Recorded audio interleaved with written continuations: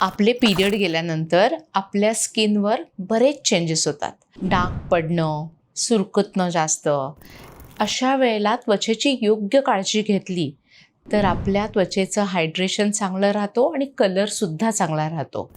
तर आज आपण जाणून घेऊया डॉक्टर धनंजय चव्हाण, जे प्रसिद्ध डर्मॅटॉलॉजिस्ट आहेत, त्यांच्याकडून की आपण पिरियड गेल्यावर आपल्या स्किनची काळजी कशी घ्यायची आहे. पेरीमेनोपॉज म्हणजे शरीरात हॉर्मोनल उलटापालट होण्याचा काळ. या काळात इस्ट्रोजन आणि प्रोजेस्टेरॉन हे हॉर्मोन सतत बदलत राहतात.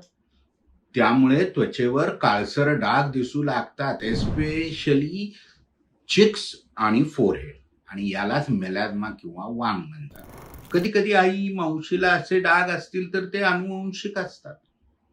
हे सुद्धा महत्वाचं एक मोठं कारण आहे. म्हणून या काळात त्वचेची नीट काळजी घ्या. योग्य सनस्क्रीन, डॉक्टरी सल्ल्याने औषधे आणि गरज असल्यास केमिकल पील किंवा लेझर ट्रीटमेंट सुद्धा उपयोगी पडतात.